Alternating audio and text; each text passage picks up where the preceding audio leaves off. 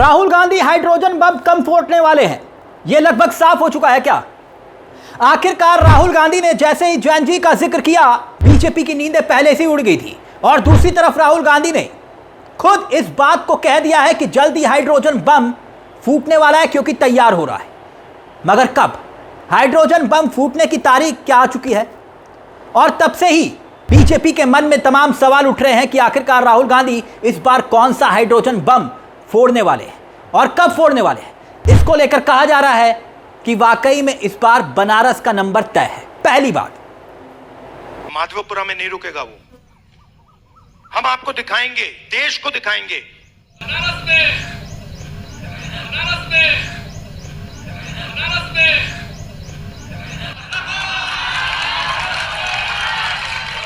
18 सितंबर ये वो तारीख थी जब राहुल गांधी ने प्रेस कॉन्फ्रेंस करते हुए सबको लगा था कि इसी दिन राहुल गांधी हाइड्रोजन बम फोड़ने वाले हैं। लेकिन यह हाइड्रोजन बम उन्होंने नहीं फोड़ा और माना जा रहा है यह कांग्रेस का प्लान था, क्योंकि यह प्री हाइड्रोजन बम था। राहुल गांधी ने खुद ही अपनी प्रेस कॉन्फ्रेंस में यह बात कही है कि हाइड्रोजन बम अभी बाकी है। उसीलिए अब कयास लगाए जा रहे हैं। उसके लिए आप तैयार रहिए, राहुल कह रहे हैं। बहुत जल्द वो आने वाला है और एक एक सबूत के साथ राहुल गांधी उस हाइड्रोजन बम को पेश करेंगे। ये बात राहुल गांधी कह रहे हैं, क्योंकि अजय राय, याद करिए, कांग्रेस के अध्यक्ष, यूपी कांग्रेस के, पहले ही बनारस का जिक्र कर चुके हैं कि राहुल गांधी बनारस को लेकर सियासी धमाका करेंगे। मगर सवाल यह कि आखिरकार वो कौन से सबूत हैं जो वाराणसी को लेकर राहुल गांधी के हाथ में लगे हैं, क्योंकि ये पीएम की सीट है, प्रधानमंत्री नरेंद्र मोदी की सीट है। और इस बार 2024 के चुनाव में 2 राउंड में बकायदा अजय राय पीछे रहे, अजय राय से वो पीछे रहे थे खुद मोदी। अब गौर कीजिएगा, प्रेस कॉन्फ्रेंस की बात करें तो 31 मिनट का प्रेजेंटेशन राहुल गांधी ने दिया, वोट चोरी के आरोप लगाए। ये दूसरी बार था और इस बार उन्होंने सबसे ज्यादा जो आरोप लगाए हैं वो सीईसी ज्ञानेश कुमार पर लगाए हैं, मुख्य चुनाव आयुक्त पर।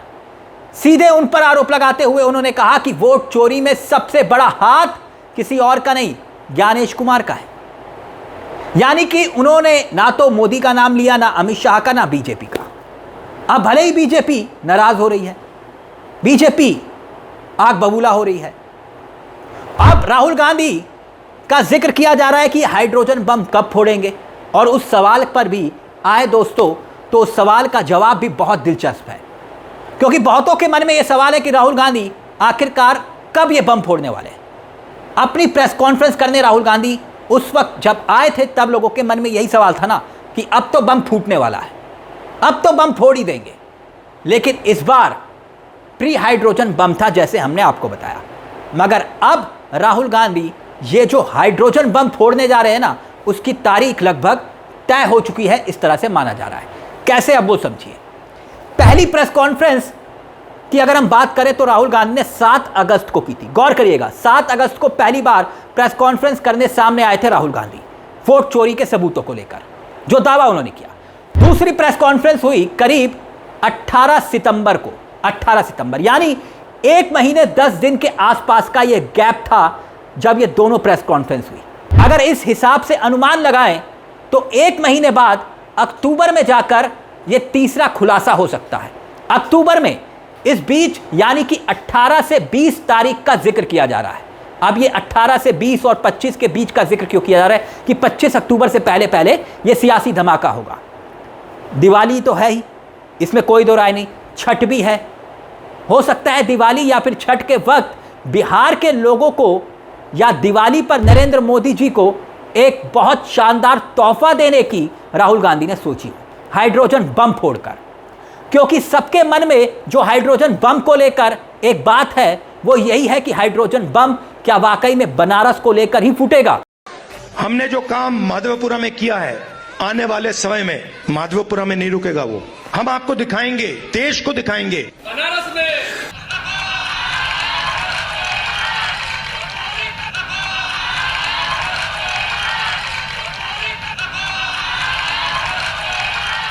गौर करिएगा, वोट चोरी को लेकर ही राहुल गांधी बम फोड़ने का जिक्र कर रहे हैं।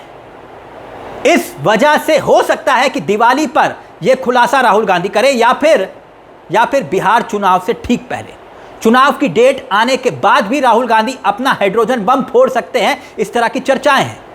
क्योंकि इसका फायदा यकीनन वो बिहार चुनाव में जरूर लेना चाहेंगे, क्योंकि इतना बड़ा मुद्दा बन चुका है। बिहार में जब चुनाव होगा तो महागठबंधन इस बात की लड़ाई बिल्कुल भी नहीं छोड़ेगा कि भाई वही वोट चोर गद्दी छोड़ का नारा क्यों नहीं लगाएगा। लड़ाई सिर्फ बीजेपी को हराने की ही तो है।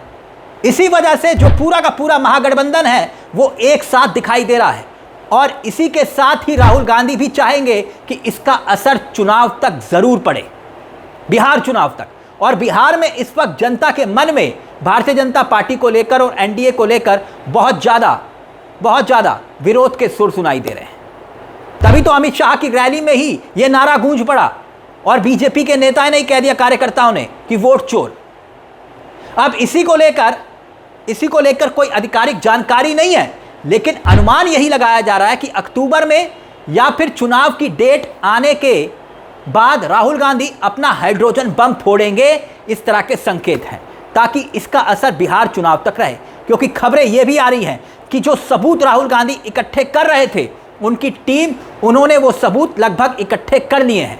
मगर अब अगर वो ये सबूत जनता के बीच रखते हैं तो फिर बिहार चुनाव में जो फायदा मिल सकता है उतना शायद ही मिल पाए अगर वो अभी सबूत रखते।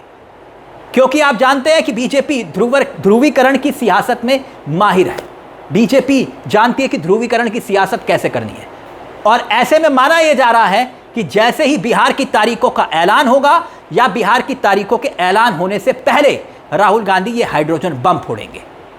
अब देखना यह होगा कि राहुल गांधी ये कैसे हाइड्रोजन बम फोड़ते हैं और क्या वो ऐसा नया करने वाले हैं। लेकिन इतना ज़रूर है कि वोटर लिस्ट को लेकर अब लोगों का नज़रिया वोटर लिस्ट को देखने का बदल चुका है, इतना तय है। क्योंकि पहली बार गौर करिएगा कि इन 11 सालों में पहली बार कोई नेता अपना मुद्दा लेकर खुद सामने आया है, और वो नारा अब बिहार की जनता के दिल और जहन में घर कर रहा है। इस मुद्दे को लेकर दोस्तों आपकी क्या राय है, हमें कमेंट बॉक्स में जरूर बताइएगा। मुझे तिलक चावला को दीजिए इजाजत। चलते चलते दरख्वास्त, हमारे चैनल को सब्सक्राइब करना मत भूलिएगा, क्योंकि यह मंच आप ही का है। नमस्कार, जय हिंद, जय भारत।